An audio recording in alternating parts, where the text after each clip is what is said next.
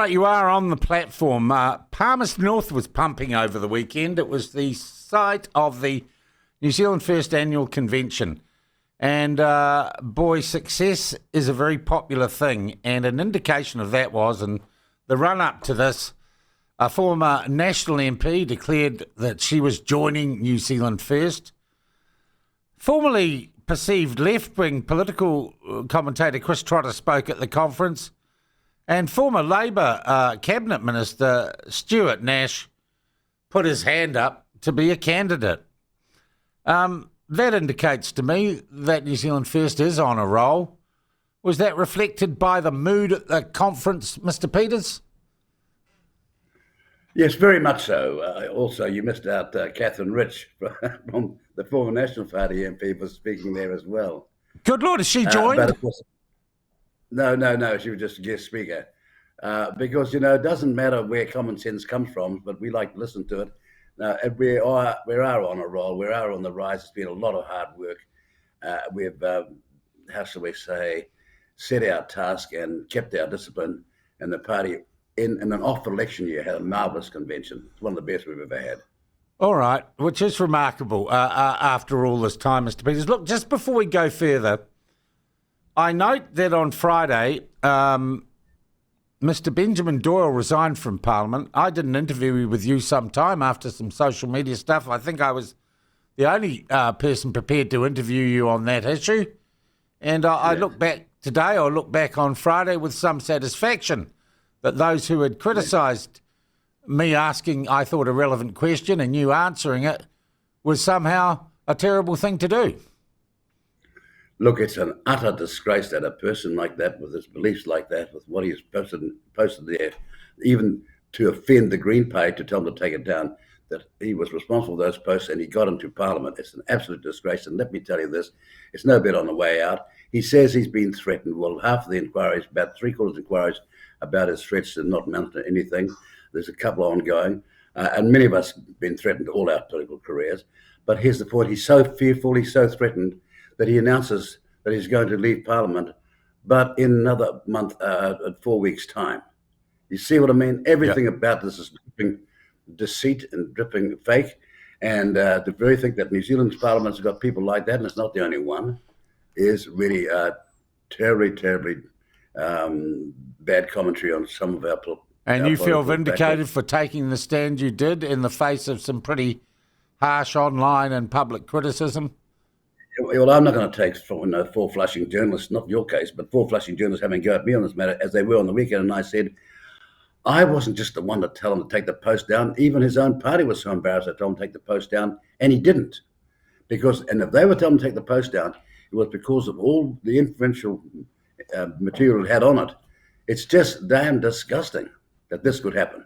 And, people tell me, don't say Winston, don't say. And I thought, no, frankly, we have been a democracy since 1854. All sorts of people have come here. They've all signed up to certain standards. And all of a sudden, in recent times, starting with Trevor Millard's speakership, there's been a collapse of standards terribly in Parliament. Mr. Peters, it strikes me it's interesting too, and I don't think there's any doubt on the numbers or the mood, that New Zealand First has had a very good year and a half since surprising mainstream media and commentators by getting into Parliament after a little bit of a break. And you've also done that at a time when you have pointedly and consistently attacked and critiqued in a very blunt way the activities of those who hitherto, in the old world, pre the internet, were the people who sold or gave oxygen to political parties, the mainstream news media. You have been, from day one of this government, at them. And one imagines as a result you have not had an even break from them. How do you explain then, and if you'd done this 20 years ago, you would have disappeared because you wouldn't have been in the newspapers, you wouldn't have been on the radio, you wouldn't have had any cover. So it's almost counterintuitive that you're doing so well now when you have bitten the hand that used to feed political parties. Well, the tragedy is, as someone who believes that the Fourth Estate is critical in democracy, and there really is a belief I've had for a long, long time. I've made speeches about it. in 4 decades ago about the concern I had about where the mainstream media were going because of a lack of time and resources that I could see happening. And so when you look at what's happened now, this was great regret. But, give you an example. We had at our convention public meeting 10 times more than the Greens got. But look at the coverage they got. Look what I got in yesterday's papers. But look at the coverage they got with 10 times less. So that sort of dripping bias starts to be obvious to you. And the great thing about New Zealand First was we realized a long time out that heavens above, there's a new alternative. It's called the social media. If you handle it cleverly and smartly, you can go a long way with it.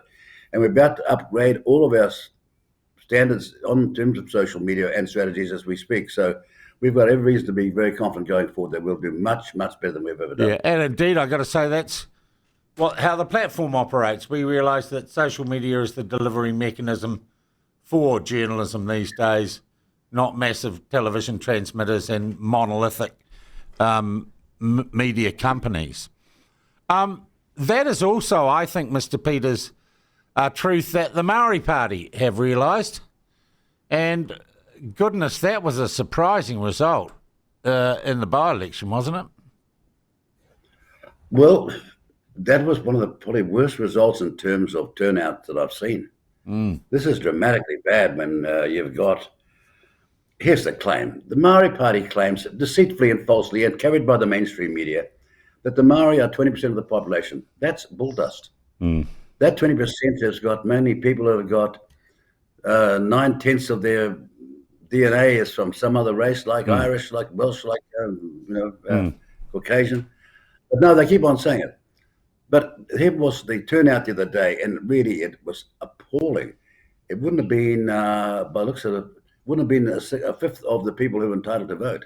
And now when I say entitled to vote, entitled to register and vote, not on the roll, but entitled to register and get on the roll, it wouldn't have been a sixth of the people there. Now that's an awful outcome in a by-election.